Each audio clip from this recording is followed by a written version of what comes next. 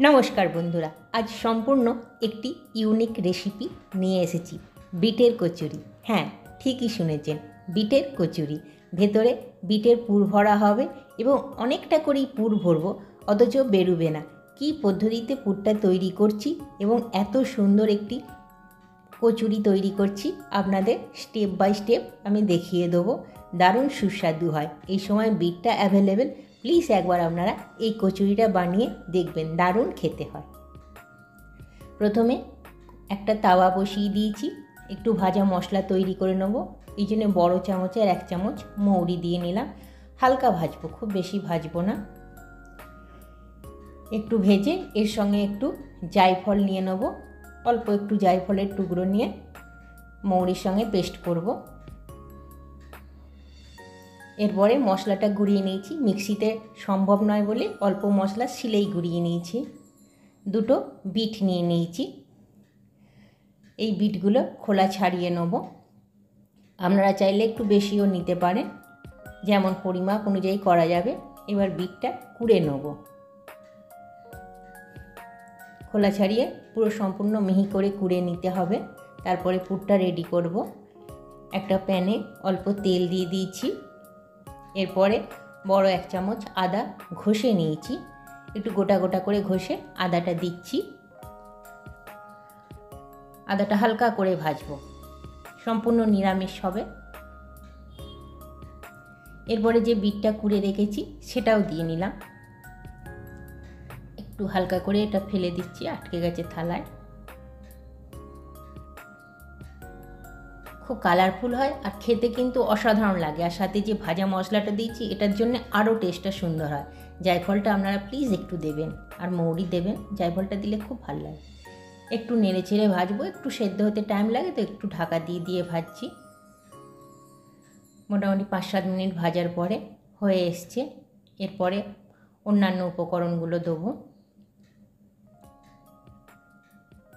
একটু নাড়াচাড়া করে নিচ্ছি।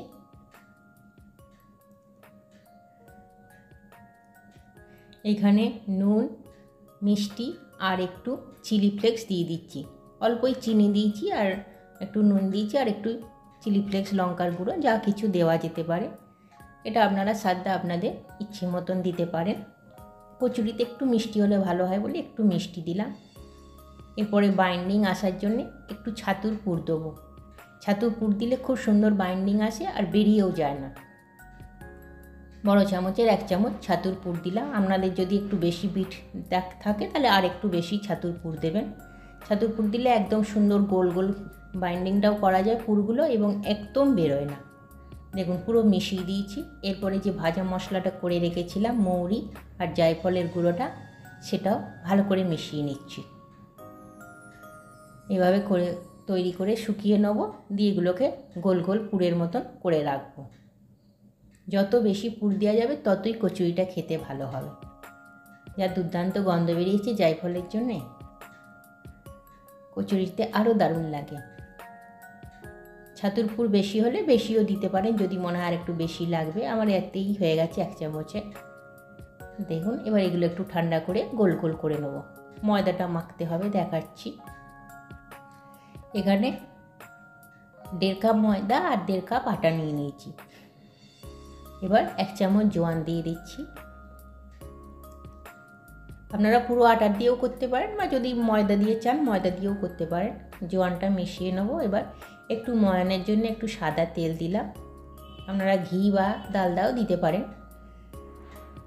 1 চামচের বদলে 2 চামচও তেল দিতে পারেন, যেমন ময়ানটা চাইবেন। এবার ভালো করে মিশিয়ে এটাকে ঠান্ডা জলেই মেখে নেব, চাইলে গরম জলেও মাখা যেতে পারে।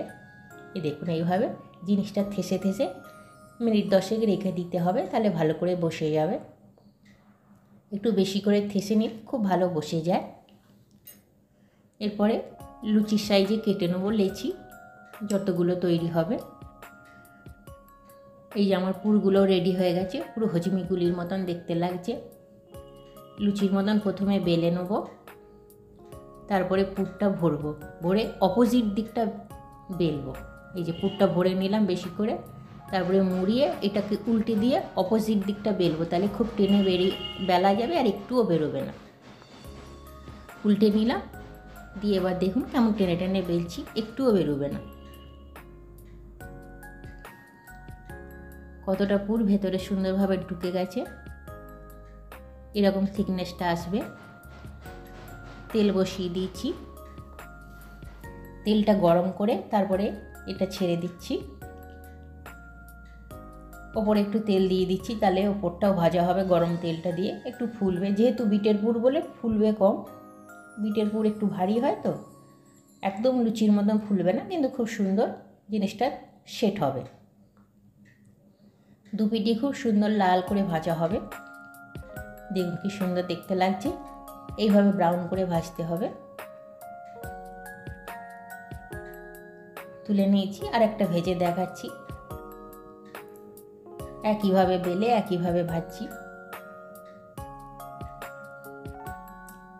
আঁচটা মাঝারি রাখতে হবে। আবার ওপর থেকে একটু তেল দিয়ে দিচ্ছি, তাহলে ওপরটাও ভালো ভাজা হবে এবং একটু ফুলেও যাবে। সমস্তগুলো এইভাবে ভেজে নিতে হবে। অনেকগুলোই তৈরি হয়, দুটো বিট দিয়ে অনেকগুলোই তৈরি করেছি। আলুর দম দিয়ে পরিবেশন করতে হবে। আপনারা যে কোনো তরকারির সঙ্গেই পরিবেশন করতে পারেন, ফুলকপি দিয়েও করতে পারেন। অসাধারণ খেতে হয় এবং খুব নরম আর সুস্বাদু হয়, আর ভেতরে পুরটা ইউনিক লাগে। প্লিজ একবার ট্রাই করবেন বন্ধুরা। আর যদি ভাল লাগে আমার পরবর্তী ভিডিও দেখার অনুরোধ রইল। নমস্কার।